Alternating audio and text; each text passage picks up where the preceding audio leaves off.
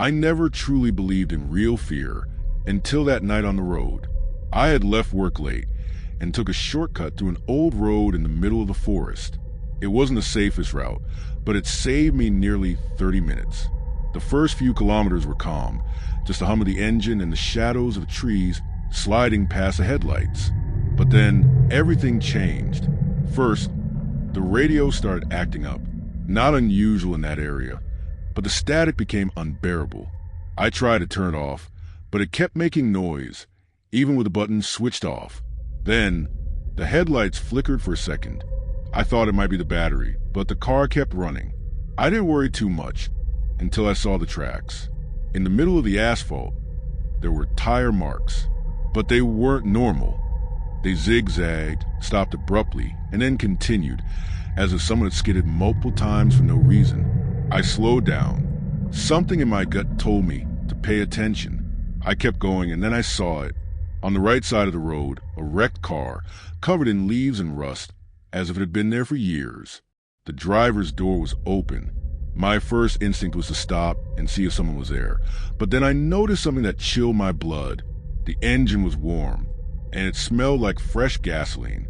I hit the accelerator, feeling that something was very wrong.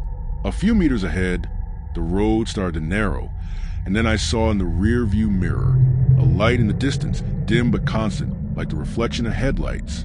At first, I thought it was another car, but the light didn't move. It didn't come closer or fade away. It just stayed there. I tried to ignore it, to focus on driving, but the road began to look strangely familiar. I passed the same fallen tree I'd seen minutes earlier, then the same rusty sign, and finally, the same wrecked car by the roadside. It was impossible. I had been driving straight. I hadn't taken any turns.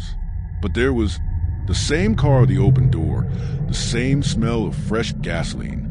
The radio, which had been silent, emitted a high-pitched hum. Then a voice, low and distorted, whispered something I couldn't understand. I didn't want to hear more. I floored the accelerator and closed my eyes for a second. When I opened them, the road had changed. The rusty sign was gone. The trees were denser, and the wrecked car had disappeared. I kept driving without looking back until I saw lights in the distance. A town, a gas station, anything that meant civilization. When I finally reached the gas station, I got out of the car with trembling legs. The attendant looked at me strangely. "Where are you coming from at this hour?" he asked. I explained the road I had taken. His expression changed. "That's impossible," he said. "That road was closed years ago. There's no way you drove through there." I didn't argue.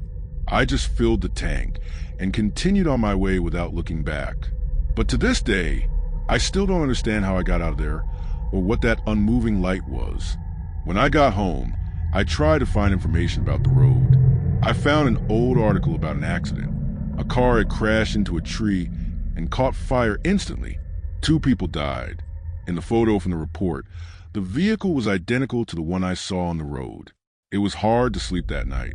Every time I closed my eyes, I saw the unmoving light in the distance and heard the radio noise, the distorted whisper I couldn't understand. Days later, my curiosity led me to talk to some old folks in a nearby town.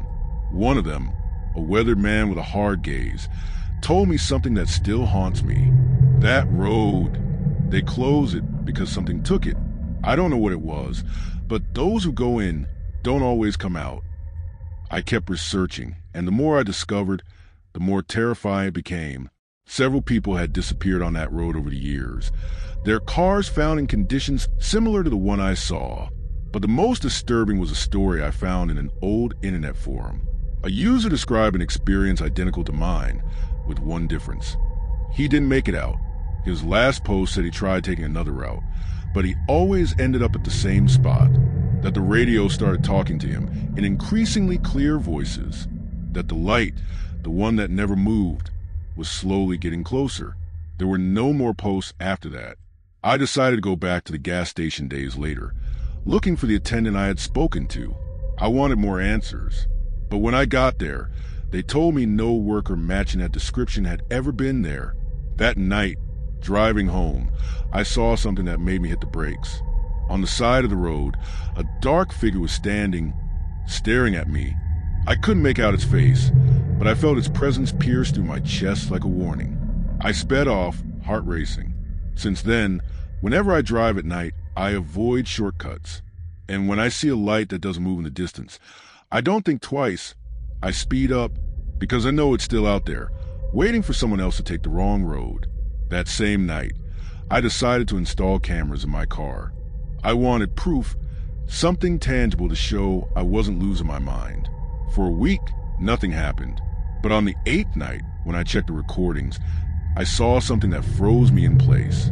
In the middle of the road, right at the spot where I first saw the light, there was a figure. It wasn't a reflection or a shadow. It was something solid, standing still in the center of the road. It had no face, just a dark silhouette. And in every recording after that night, the figure was there, closer to the camera each time. I don't know what to do anymore. I don't know if it was just that night, or if something from that road followed me home. But every time I check the footage, the figure is closer. And the worst part is that last night, for the first time, I saw it on the other side of my window.